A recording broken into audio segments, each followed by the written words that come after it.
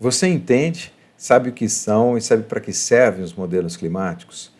Depois do meu último vídeo sobre mudanças climáticas, muitas pessoas entraram em contato manifestando dúvidas, principalmente a relação entre os modelos climáticos e aspectos que estão todos os dias na mídia, como, por exemplo, o aquecimento global, eventos climáticos extremos e vários outros. Então eu resolvi fazer esse vídeo para explicar um pouco mais em detalhe esses modelos, como é que eles são construídos, como é que eles são calibrados e mostrar para vocês também alguns aspectos positivos e também algumas críticas a eles. Então vamos lá. Primeiramente, o modelo climático é um conjunto de equações matemáticas usadas para determinar a evolução de variáveis meteorológicas por longos períodos de tempo, tipicamente décadas e até bem mais.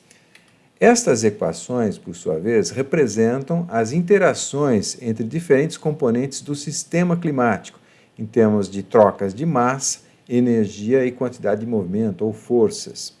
E a questão nesse ponto, então, é quais são esses componentes do nosso sistema climático? Vamos começar, então, pelo planeta Terra. A gente vai dividir o planeta Terra em esferas de influência que vão servir, na verdade, para organizar o equacionamento. Então a gente começa pela atmosfera, a litosfera, ou seja, a crosta terrestre, tá?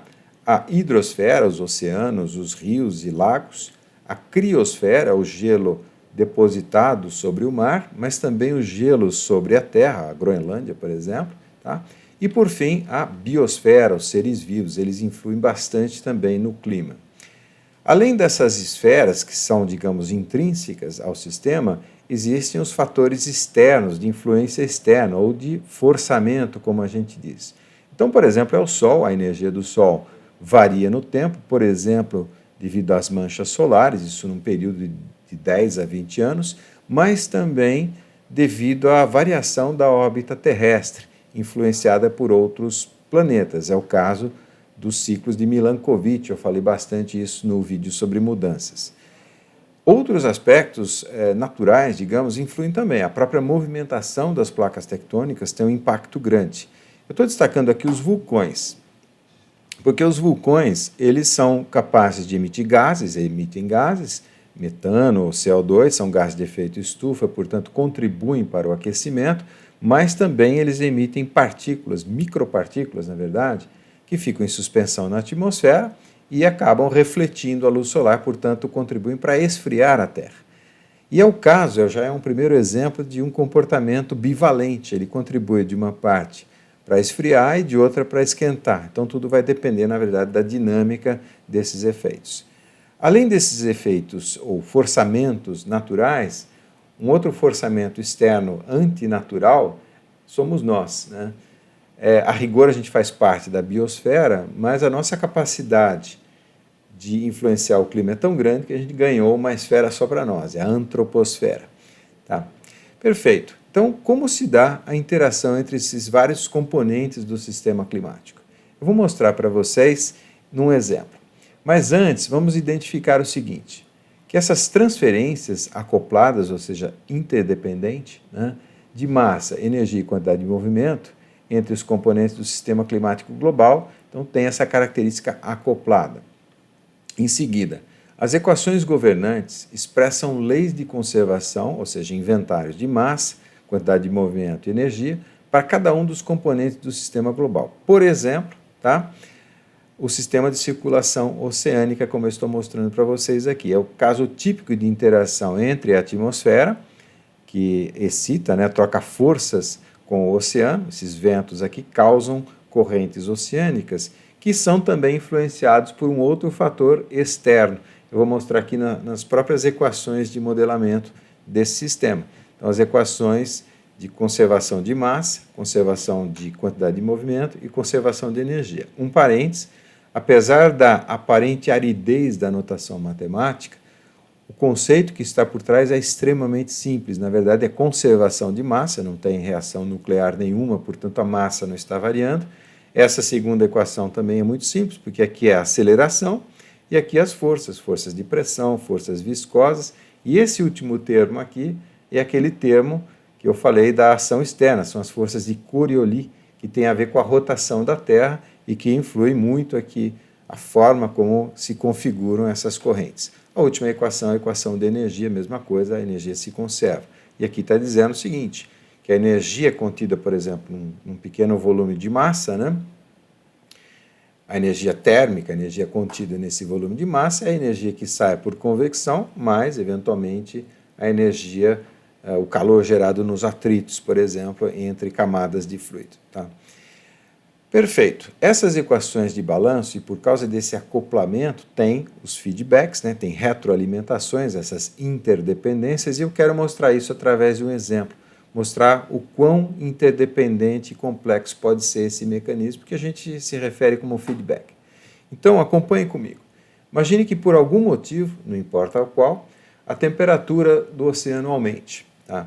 Então, a gente sabe que aumentando a temperatura, a solubilidade do CO2 no oceano, na água, diminui, portanto, o oceano passa a emitir CO2 para a atmosfera, uma primeira troca de massa.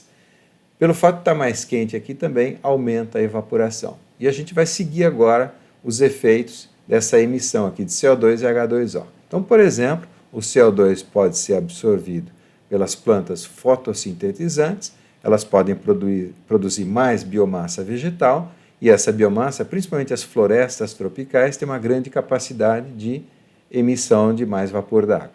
Então, esse vapor, o CO2 e o vapor da evaporação aqui, eles são, como vocês sabem, gases de efeito estufa. Na verdade, 70% do efeito estufa na atmosfera se deve ao vapor d'água.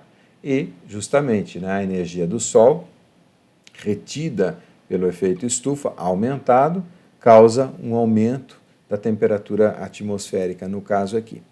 Porém, se a gente seguir aqui o vapor d'água, ele também forma nuvens, essas nuvens podem ser carreadas aqui para a Terra, chover, e a água voltando aqui para os oceanos, mas também pode haver formação de neve. E essa deposição de neve aqui, assim como as nuvens, ela tem a capacidade de refletir a luz solar, portanto, contribuindo para o resfriamento da Terra. Então aqui já fica bem claro no exemplo simples, e tem vários outros, né, o grau de interdependência e a importância desses efeitos. Tá? Tudo, então, gira em torno do sequenciamento desses fenômenos interrelacionados, ou seja, da dinâmica do sistema. Tá? E um outro ponto importante, justamente, é que esses aumentos e diminuições de temperatura, ou essas variações de CO2, H2O, também estão acompanhados de mudanças abruptas, que a gente chama de pontos de inflexão. É o caso da circulação oceânica.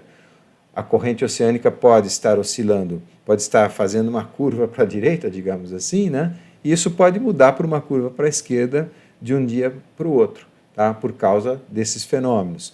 O derretimento das calotas polares é um outro exemplo, e principalmente aqui, acho que um melhor exemplo é a liberação rápida de metano do permafrost.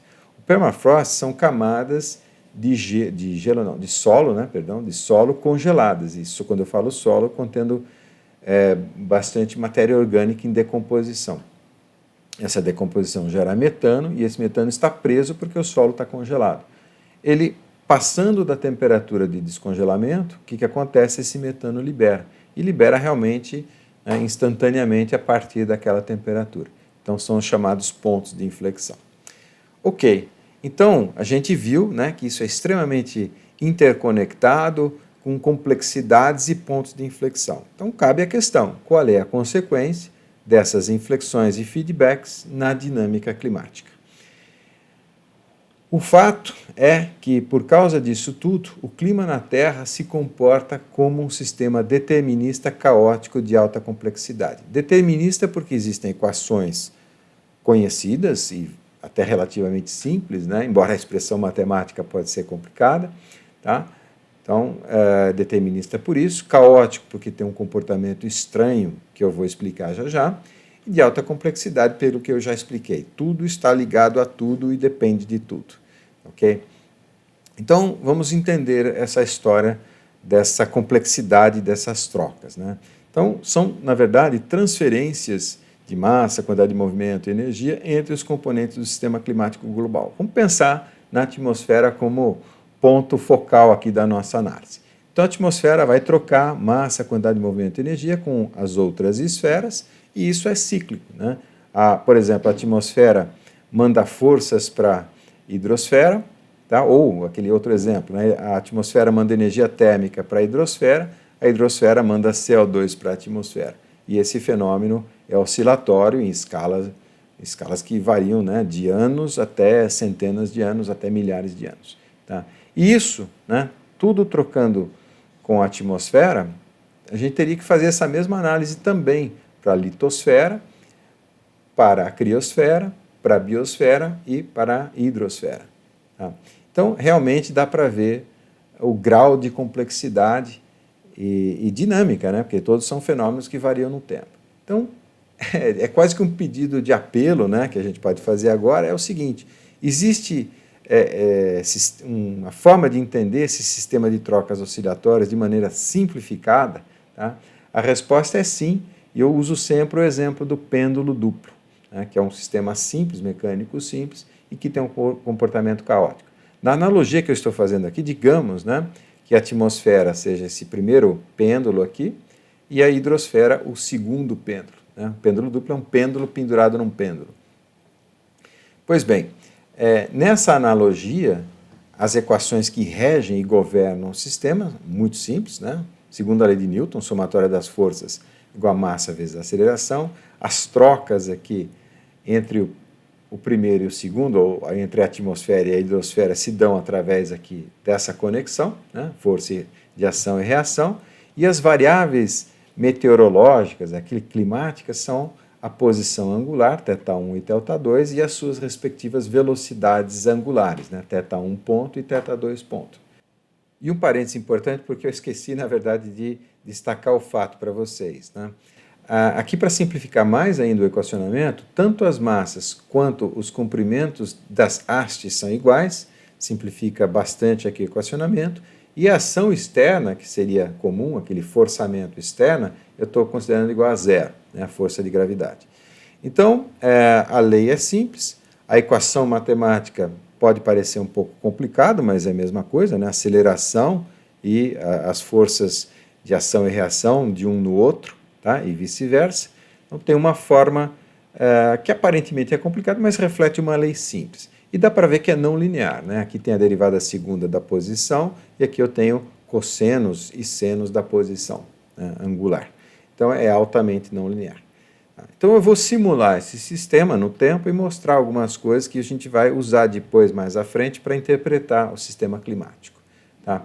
O primeiro pesquisador que mostrou que o sistema climático se comporta de forma caótica foi Lorentz, e ele estava estudando a sensibilidade às condições iniciais. Então, a gente vai simular o pêndulo aqui com condições iniciais muito semelhantes. Na verdade, visualmente não dá nem para identificar a diferença. Tá? Lorentz mostrou, naquele paper seminal de 1962, que esse sistema, ele estava estudando, na verdade, células de convecção. E a dinâmica do sistema poderia ser mostrada no mapa de fase, né, que, por acaso, tem, né, uma forma de borboleta, daí a história do efeito borboleta, ou seja, a sensibilidade às condições iniciais.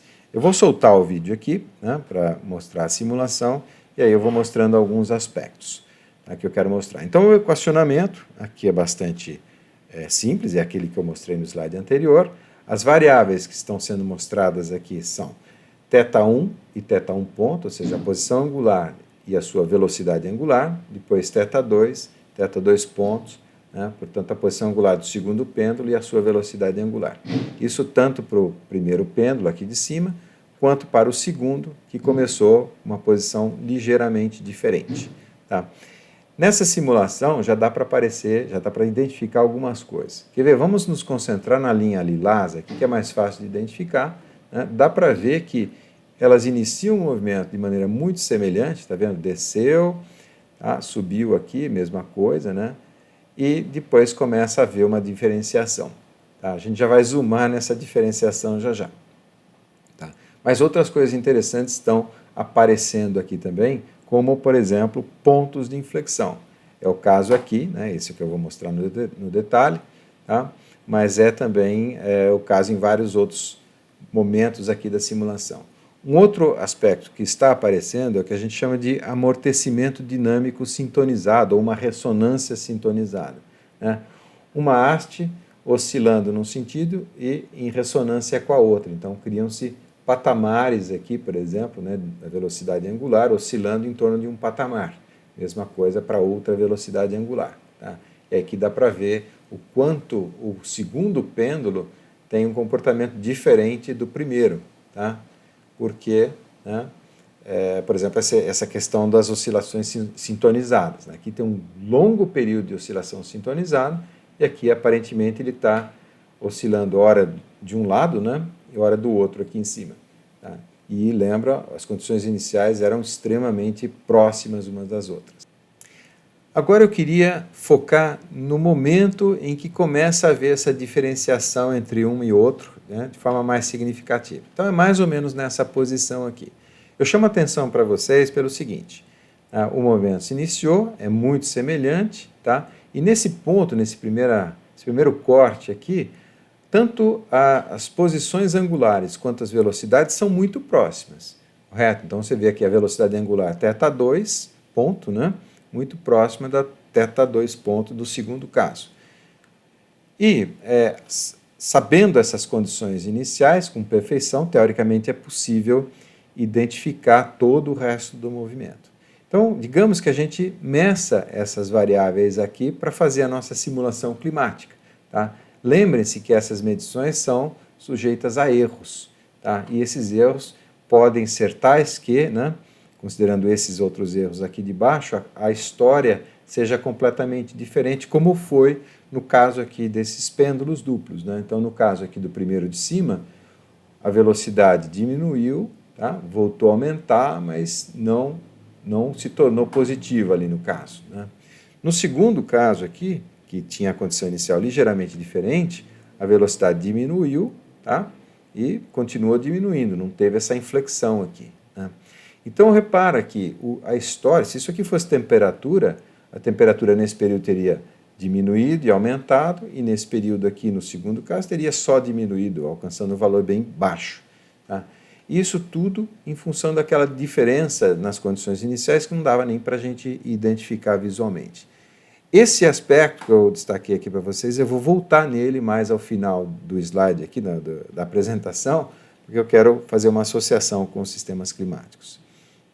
De fato, existem, né, sistemas que oscilam de forma muito semelhante a essa que eu mostrei para vocês. É o caso do que a gente chama de oscilação interdecadal do Pacífico, né, mais conhecido como El Niño e Laninha. É um caso típico de interação entre atmosfera e hidrosfera, no caso, por causa de ventos. Né? Então, explicando aqui rapidamente, ventos mais intensos empurram essa água superficial aqui em direção ao Japão, né, e succionam águas profundas aqui na costa do Chile, por exemplo, tá? E essas águas profundas são mais frias, portanto, ela resfria. Esses ventos mais intensos resfriam a superfície do Pacífico. Quando os ventos não são tão intensos, então há um aquecimento maior da superfície do Pacífico, e isso tem uma oscilação muito semelhante à oscilação caótica que eu mostrei do pêndulo para vocês, tá? Mostrando que é uma interação entre dois subsistemas do sistema climático. Portanto, cabe a observação quanto ao sistema caótico. Embora os sinais instantâneos sejam imprevisíveis por causa daquela sensibilidade às condições iniciais ou aos erros experimentais que a gente tenha quando vai medi-las, né, é possível determinar essas variáveis num contexto estatístico. Ou seja, se eu calcular uma temperatura, eu sempre vou associá-la a um grau de certeza, né, em torno daquela temperatura. Ou seja, barras de erro que são grandes, na verdade, eu vou mostrar mais ao final da apresentação. Se é assim, então como as equações do sistema climático global são resolvidas? Agora a gente já começa a entrar realmente no sistema e como ele é construído, né, no modelo como ele é construído. Então, são muitas equações complexas, não lineares, não tem como escapar métodos numéricos. O método dos volumes finitos é um deles, tá? E um ponto importante é a questão da discretização do domínio de simulação, que é o próprio planeta Terra. Ou seja, tanto a atmosfera quanto os oceanos e até a própria crosta terrestre é discretizado em pequenos volumes, volumes finitos, tá? E nesses volumes, ou dentro desses volumes, a gente vai ter as variáveis climáticas de descrição do sistema. É o nosso θ1 e θ2 do exemplo anterior. Então, temperatura, velocidade, pressão, concentração de CO2, metano, nitrogênio, etc., nuvens, vegetação e realmente um número grande aqui de variáveis que são necessárias para descrever toda a dinâmica desse sistema. Isso, então, vai ser escrito para cada uma daquelas esferas, né? Atmosfera, hidrosfera, litosfera, criosfera e biosfera, e essa ligação entre uma coisa e outra, né? Entre os domínios de simulação, isso aqui já é jargão de métodos numéricos, os domínios de simulação e as variáveis de descrição, essa ligação é feita através de leis, que expressam aqueles inventários de energia, são leis físicas, por exemplo, mas também através de leis empíricas, que são os modelos que eu já vou explicar já. Tá ok? E um aspecto importante é o seguinte: dada a complexidade, o tamanho desses modelos e a capacidade computacional que a gente tem hoje, né, o fato é que os menores elementos aqui que a gente consegue têm uma certa resolução. Tipicamente, é uma resolução horizontal de 50 a 100 km, esses cubos aqui de 50 a 100 km na horizontal, na vertical de 100 a 1000 metros e passos de tempo de 30 a 10 minutos. São resoluções típicas aqui. Isso vai ter uma consequência bastante importante. Por quê? Porque qualquer fenômeno que ocorra em escala menor, que nasça, por exemplo, numa escala menor, né, vou até voltar ao slide, porque esses números são grandes aqui, relativamente a fenômenos que a gente sabe que são de escala bem menor. Então, qualquer fenômeno que a gente diz submalha, ele tem que ser introduzido artificialmente nos inventários, né, por modelos empíricos ajustáveis, ou seja, eles têm parâmetros e esses parâmetros a gente pode mexer neles, né, para sintonizar, para que o modelo tenha um desempenho bom. É o que se chama no jargão de parametrização. Então, por exemplo, eu pegar um elemento, né, um volume aqui de 50 por 50 por 1 quilômetro, tudo que eu tiver de vegetação, embora eu saiba que essa vegetação está concentrada só nessa região, na verdade eu vou pegar, né, toda essa biomassa, dividir por todo esse volume aqui, atribuir ao centroide e vou dizer que esse elemento, esse volume finito, tem tantas toneladas de biomassa por metro cúbico desse volume aqui. Tá? Então, isso para biomassa ou qualquer outra coisa que seja menor do que isso. Esse é um ponto importante, tá? E eu quero dar um exemplo, porque realmente é um dos problemas que essa modelagem tem. Tá? Então, o exemplo que eu quero desenvolver agora com vocês é o fenômeno da turbulência nos escoamentos oceânicos e atmosféricos. Nos escoamentos oceânicos, são as correntes oceânicas que eu já mostrei para vocês, e escoamentos atmosféricos, os furacões, tufões, etc. Pois bem, a turbulência é um fenômeno multi-escala, ou seja, ele começa, digamos assim, em escalas quase que microscópicas, né, quase que do nível da molécula, e vai aumentando a escala, e você observa em escala planetária, como aqui em cima, mas em Júpiter também, né, o maior planeta do sistema solar, e ele tem, se você zoomar aqui, você vai ver uma série de vórtices muito semelhantes a esse daqui. Ok? Então, a turbulência é um fenômeno, como eu disse, multi-escala, mas ele aparece quando a gente simula as equações de descrição de um movimento aqui. Então, conservação de massa, conservação de quantidade de movimento e conservação de energia. Se eu fizer uma malha de discretização suficientemente pequena para descrever bem esse detalhamento aqui das escalas pequenas, tá? Então, por exemplo, malhas de décimo de milímetro, tá? Eu consigo, na verdade, fazer a turbulência aparecer naturalmente da simulação dessas equações. Isso é um negócio muito bacana, né? Porque toda essa complexidade aqui nasce, na verdade, de equações relativamente simples. É a própria definição de caos, né? E o título do paper do Lorentz era esse, né? Um sistema com equações simples tendo um comportamento extremamente complexo. Tá? Então, se eu fizer aquela malha suficientemente, quando eu falo malha, discretização, aqueles pequenos volumes, né? Suficientemente pequenos para capturar os fenômenos de pequena escala, a turbulência aparece naturalmente. Tá? Então, vamos transportar esse fenômeno, né, da turbulência de pequena escala, né, para o problema climático. Então, vamos imaginar o seguinte: o Sol aquecendo a atmosfera, surgindo, por exemplo, uma daquelas tempestades tropicais, ciclônica ou anticiclônica. Então vamos analisar aqui, na verdade, a energia contida nessa estrutura de fluido que está girando, né? Então a quantidade de energia é em função aqui da escala, do tamanho do vórtice no caso. Então é fato, né, que esses grandes vórtices vão dando origem a vórtices menores, né? É um processo de quebra desses vórtices, tá? Então, vórtices menores, e esse processo, esse cascateamento aqui da energia vai caindo, né? vai se produzindo até uma escala limite, que a gente chama de escala de Kolmogorov, tá? Ou escala de dissipação viscosa. Abaixo dessa escala, não é possível formar esses turbilhões, esses vórtices, porque a gente já está tendo o próprio efeito das moléculas. Então, aqui... Perdão. Então, aqui eu estou mostrando uma animação, né, de moléculas de água, na verdade. Eu não sei se vocês estão vendo, essas ligações lilás aqui são pontes de hidrogênio que se fazem, se desfazem, e elas são responsáveis, na verdade, pela dissipação da energia. Tá? Isso é extremamente importante porque toda essa energia do Sol que veio aqui serviu para fazer essa movimentação e ela acabou virando calor aqui, na verdade, né? Por causa dessas ligações, desses fenômenos abaixo da escala de dissipação, que são fenômenos moleculares, na verdade. Tá? Então, o mecanismo de dissipação dessa energia é a cascata de Kolmogorov. Perfeito. Isso é o que existe na realidade, isso é o mundo físico. Agora, como é que a gente retrata isso no modelo computacional? Digamos que, só para colocar em escala aqui também, né, todos os computadores do mundo fossem usados para construir um modelo climático. Tá? E nesse modelo climático teria essa discretização com todas essas equações que eu mostrei para vocês. Tá?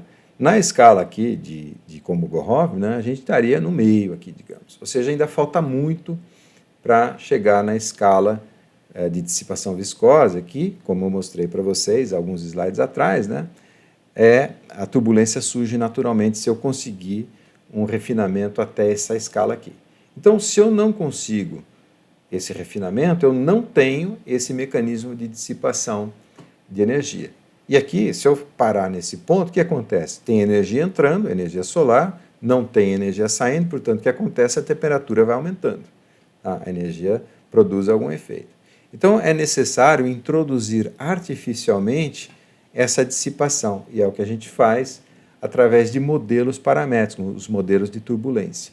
Esses modelos, eles têm coeficientes, tá, que vão ser ajustados, são coeficientes artificiais. Né? Então, no caso aqui da turbulência, uma possibilidade é criar a chamada viscosidade turbulenta, ou seja, a gente vai corrigir, a gente vai pegar o nosso fluido e criar uma viscosidade artificialmente aumentada para compensar a ausência do mecanismo de dissipação da escala de Kolmogorov. Tá? E esse coeficiente ele é empírico, ele tem que ser ajustado. Tá? Como isso é feito no equacionamento, tá? Então, voltando aqui às equações, né? O que se faz é a chamada decomposição de Reynolds, a velocidade é decomposta numa velocidade média mais uma velocidade flutuante, ou seja, olhando aqui, né, a velocidade no tempo, o linha é a componente flutuante, tá? E o barra é a componente média, que pode variar lentamente no tempo. Tá? Então, substituindo essa decomposição nas equações que governam o fenômeno, é possível reescrever as equações em variáveis médias, ou seja, U virou U médio, né? P virou P médio, e termos turbulentos. Eu só não coloquei os termos em notação matemática, porque eles são complexos e não tenho ganho pedagógico nenhum com isso. Mas o fato é que esses termos dependem aqui da velocidade flutuante, tá? E eu vou defini-los, né, através de modelos arbitrados, na verdade. Então, para quem conhece aqui a turbulência, né, o pessoal de CFD, por exemplo, o modelo KY, Kômega. Aliás, eu tenho um vídeo, né, sobre CFD em que eu falo de turbulência. Tá? Então, esses são os parâmetros e aqui, nessas equações, é que eles são ajustados. Perfeito. Então, dado o exemplo, né, vamos voltar ao sistema climático através dessa questão aqui que a gente coloca para si mesmo. Como os parâmetros do modelo climático global são ajustados? Então vamos lá. Eu vou usar temperaturas, eu vou usar temperaturas empíricas. No caso aqui eu tenho um registro de temperaturas de 2.000 anos, obtidos, por exemplo, em perfurações ali para alcançar o Lago Vostok, no Polo Sul, mas também na Groenlândia, tá? E dados dendrológicos. Dendrologia é o pessoal que estuda os anéis das árvores, né? As espessuras dos anéis têm a ver com o tempo, e a própria espessura tem a ver também com a quantidade de água, de CO2 e a temperatura. Tá? Então, é possível compilar esses dados e criar gráficos desse tipo, tá? Que inclusive são abertos, você pode entrar, baixar e fazer sua análise. Tá? E eles captam eventos históricos, né, que os historiadores nos informam. Então, por exemplo, período quente romano, tá? Lembra aquelas roupas, aquela indumentária toda dos soldados romanos, é porque era realmente bastante quente naquela época. Tá? Também o período quente medieval e a chamada Pequena Era do Gelo são fatos históricos, né, que confirmam, que batem, são coerentes aqui com esse sinal de temperatura obtidos dessa maneira aqui. São os chamados proxies. Perfeito. Então, eu tenho, na verdade, o meu modelo tem parâmetros, e vamos considerar esses parâmetros como se fossem botõezinhos que eu pudesse ajustar, né, como se fosse um equalizador. Então, eu coloco um ajuste no meu modelo climático, o meu modelo, então, é simulado e gera um conjunto de resultados. Esses resultados são para cada um daqueles volumes finitos de discretização do sistema climático: oceanos, atmosfera, criosfera, litosfera, tá? E a própria biosfera, por exemplo, a vegetação. Tá? Então, eu tenho todos esses dados aqui. Só que o meu ponto de comparação é um dado médio, no caso aqui, temperaturas médias no hemisfério norte. Então, eu uso esse conjunto completo de dados para calcular médias globais, por exemplo, a média no hemisfério norte. Tá? E aí eu comparo com o sinal real que eu tenho, né? Digamos que o sinal reconstruído pelo modelo seja essa curva azul. Então, aqui no começo está bom, né? Mas aqui está ruim. Eu vou considerar que esse ajuste é deficiente. O que eu vou fazer? Vou voltar ali ao meu ajuste inicial, vou trocá-lo e vou recalcular tudo de novo. Digamos que agora o meu ajuste seja mais razoável. Ele não está pegando toda essa variabilidade, mas lembra, isso aqui contém erros experimentais, né? Cada ponto desse, na verdade, tem uma barrinha de erro aqui por causa do erro experimental intrínseco. Então, nesse caso, eu vou considerar que o ajuste está otimizado.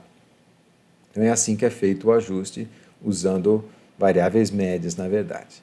Então, cabem agora algumas questões para a gente já começar, né, a fechar o assunto aqui. Como os modelos climáticos são usados para prever a evolução das temperaturas globais nos próximos 100 anos? Então, voltando ali ao nosso modelo ajustado, vocês sabem, ali aquelas bolhas que tem aprisionada no gelo, né, permite também avaliar a quantidade de CO2, não só de CO2, mas poeira, metano, mas CO2 é o ponto aqui. Então, eu tenho um registro de CO2, um proxy do CO2, né, de 2.000 anos. Então, o ponto importante aqui é o início da Revolução Industrial. Então, o que a gente vai fazer, ou o que se faz, na verdade, né, é encurtar um pouquinho mais o período de análise para poder ter um ajuste um pouco mais fidedigno aqui, um pouco mais próximo do que foi, né, o dado real.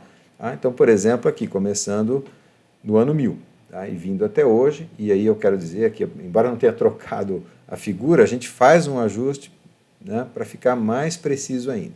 Tá? E aí a gente faz, então, um estudo de cenários para o futuro. Então, por exemplo, a gente tem uma boa estimativa de como vai evoluir nos próximos 100 anos a emissão de CO2. É um cenário, esse BAU aqui é Business as Usual. Então, se eu não fizer nada para reduzir emissões de CO2, tá, então ela vai aumentar, sei lá, 450 ppm, por exemplo. Então, eu coloco lá 450 ppm no meu modelo e obtenho um resultado. Então, esse aqui é o meu aumento da temperatura. Tá? Ou, se eu adotar alguma medida de restrição às emissões de CO2, eu posso colocá-la no modelo e obter um outro cenário, né, de evolução da temperatura. E agora eu faço a menção àquilo que eu falei do pêndulo duplo. Né? A gente está partindo de uma condição inicial que eu sei que tem bastante erro. Então, lembra da história do pêndulo? a gente tinha condições iniciais, né, muito próximas e a história foi completamente diferente. Então, é exatamente nesse tipo de ponto, a crítica, o ponto que eu levanto, e vários outros pesquisadores levantam também, né, é a história do efeito borboleta. O quão confiáveis são essas predições aqui, ou melhor ainda, né, qual é o grau de erro, o grau de precisão. Né, porque aqui no Acordo de Paris, por exemplo, se prevê que vai aumentar 3 graus, por exemplo, mas isso aqui pode ser 3 graus mais ou menos 5 graus, né? Ou esse 3 graus tem 5% de confiança. Então, é um ponto importante a ser considerado quando a gente usa esses modelos para fazer previsões. Um outro ponto importante vem nessa questão. Como os modelos climáticos são usados para provar que o aquecimento observado nos últimos 50, 70 anos é causado por nossas emissões de CO2. Então, voltando aqui ao sinal de temperatura dos últimos 1000 anos, a primeira coisa que a gente faz é identificar uma tendência de queda suave aqui nos últimos 1000 anos até aí os anos 1900, quando começou a aumentar relativamente rapidamente. Então, o que a gente vai fazer é concentrar nesse período e analisar no detalhe. Tá? Então, está aqui o detalhe e a taxa de aquecimento nesse período, nesses últimos 100 anos, né, em torno de 1/100º de grau por ano. Então está lá o nosso modelo, calibrado, né, para aqueles últimos 1000 anos, e o que a gente vai fazer agora é testar hipóteses. Então vamos fazer o seguinte, a gente vai pegar os nossos botõezinhos lá, os parâmetros do nosso modelo, e eu vou mexer na concentração de CO2, tá, diminuindo essa concentração, como se não houvéssemos emitido todo aquele CO2, porque não há dúvida de que o aumento do CO2 foi causado por nossa atividade humana. Tá? Então eu vou no modelo, diminuo o CO2 e calculo o que teria sido a temperatura. Né? Não teria sido engraçado, porque é dos 1900 até 2020, digamos. Né? Então, fazendo isso, eu concluo que, olha, a temperatura não sobe tudo isso, né? Sobe muito menos. Sem as emissões antropogênicas de CO2, não há todo aquele aumento de 1/100º de grau por ano. O que a gente faz ainda é ver se outro fator poderia ter causado esse aquecimento. Então, por exemplo, eu vou aumentar o metano. Tá? Coloco no modelo, simula, ele provoca assim um aquecimento, mas nunca como foi, né, observado na prática. Tá? Ou, por exemplo, posso aumentar o vulcanismo. Lembra, o vulcanismo tem aquele comportamento dúbio, né, ou binário. Né? Então, por exemplo, aqui no meu modelo, a temperatura até diminuiu, portanto, aquelas partículas que ele emite, né, o vulcão, o vulcanismo, estão ganhando do efeito estufa que ele eventualmente provoca e a temperatura até diminui. Eu posso, por exemplo, diminuir o albedo. O albedo é a capacidade de reflexão do gelo polar, principalmente. Né? Então, está refletindo menos, tá? Portanto, está absorvendo mais energia solar. Aí eu observo um aquecimento lá no meu modelo, mas ainda abaixo de 1/100º de grau por ano. Poderia, por exemplo, aumentar a intensidade de energia solar, tá? E aí, por exemplo, eu constataria que, na verdade, é perfeitamente equivalente à história do albedo. Tá? Portanto, esse é o mecanismo para se concluir que foi o CO2 que causou esse aquecimento, o CO2 antropogênico. Né? Porém, cabem algumas observações. O sistema dinâmico não linear, com alto grau de acoplamento ou interdependência, coloca uma questão sobre a separabilidade dos efeitos. Ou seja, nesses botões, quando eu mexo num botão, né, aqui na minha animação, todos os outros ficaram parados. Mas é verdade, se eu mexer no botão, todos os outros ficam parados. Por quê? Porque há acoplamentos. Então, é como se eu mexesse num botão e, sem querer, eu acabo mexendo no outro, por causa desses acoplamentos que estão, digamos, por trás aqui do meu painel. Tá? Essa é uma questão importante, que coloca, no mínimo, uma dúvida sobre a conclusão. Tá? Ou seja, né, quer ver, exemplificando, né, a existência de processos e acoplamentos não considerados no modelo, que é o que eu acabei de falar, né, de repente eu construí um modelo sem aquela interconexão, tá? E mais uma outra questão importante, o fato de haver consistência entre os resultados médios não implica que o modelo seja... Eu fiz um ajuste, né, eu sintonizei para para as minhas temperaturas médias baterem, né, o mais aproximadamente possível, com as temperaturas médias globais. Mas isso significa que o modelo é completo, que todos os fenômenos estão modelados e simulados ali no modelo? E um exemplo muito bom disso, recente, relativamente recente, é que o gelo na região do Oceano Ártico está diminuindo, isso é um fato, mas a calota polar antártica está aumentando, isso também é um fato. Tá? Isso aqui pode buscar, esse é um artigo da NASA, né, que mostra, do grupo climático da NASA, que mostra ali a análise do gelo polar e, né, mostra que está aumentando no Polo Sul e procura fornecer algumas explicações. Isso é o exemplo típico, eu gosto dessa citação, né?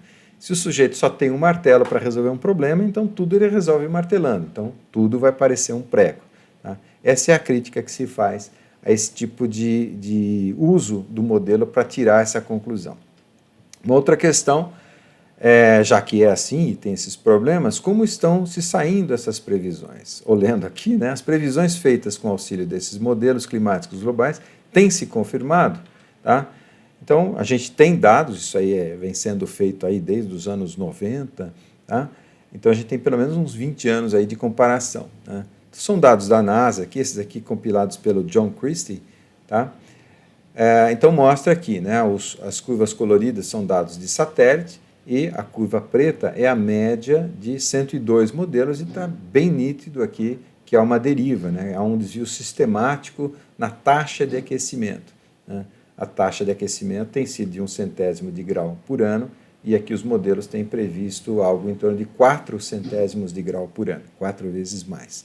Aqui até salvou um pouquinho, teve um El Niño forte em 2015, né, mas já voltou. Esse último dado é 2018, nós estamos agora em janeiro de 2020, eu estou louco para atualizar isso daqui, né, com os dados de 2019. Tá? Mas a tendência já está bastante clara aqui, né, com esses picos aqui, por causa do El Niño, La Niña. Tá? Outra questão. Se é assim, é possível melhorar a qualidade das previsões feitas com os modelos climáticos globais? Sim, e é muito importante fazer isso. Né? Então, como pode ser feito isso? Aumentar a densidade e qualidade dos dados climáticos, aumento da resolução espacial e temporal, isso aqui é computador, tá? Melhorar a verossimilhança dos modelos paramétricos, lembra, a gente está condensando no baricentro aqui toda uma diversidade, né? De nuvens, de vegetação, então isso aqui a gente pode melhorar um pouquinho mais. E principalmente o papel das nuvens aqui é muito ambíguo, né? A nuvem ela reflete luz por cima, então contribui para esfriar e abafa por baixo, digamos assim, portanto contribui para esquentar. Então vários tipos de nuvens e isso daqui acaba, né, sendo concentrado no baricentro, então isso acaba sendo um problema ali de qualidade da simulação. Por fim, né, a pesquisa sobre mecanismos climáticos pouco conhecidos, como o caso da oscilação ali no Pacífico, né, e vários outros. Isso precisa ser melhor modelado por causa dos efeitos e dos acoplamentos que ele oferece ali no meu modelo. Tá? E para concluir, eu queria oferecer uma visão pessoal sobre esse problema. Eu adoro aqui esses personagens, né, o Dom Quixote, o Sancho Panza, tá? E vamos imaginar o que seria a visão desses personagens, e não vamos deixar de fora o Rocinante, que é o cavalo aqui do Dom Quixote. O Dom Quixote tem uma visão mais alarmista, catastrofista, ele enxerga monstros em todos os lugares. Eu falei muito disso no vídeo sobre mudanças climáticas. O Sancho Panza, ele tem uma visão mais assim mercantilista, dinheiro, ele é um político que quer se eleger, ou é um jornal e quer vender, né? Então, são interesses que, digamos, não são muito claros, né, digamos assim, eu não queria usar uma palavra. Eu prefiro, na verdade, a posição do Rocinante. O Rocinante é um sujeito objetivo e ele sabe que existem problemas concretos, reais e atuais, a matriz energética. Petróleo, carvão e gás, isso vai acabar um dia, a gente não pode construir nossa sociedade em cima do negócio que vai acabar. Desmatamento, diversidade biológica, pobreza, imigração, várias questões sociais que merecem e precisam ser atacadas, portanto, precisam ser estudadas. E esse é o meu ponto de vista. Né? Entre essas três visões, né, eu prefiro a do cavalo, a do Rocinante, que eu acho que é a mais sensata. Ok? Então é isso.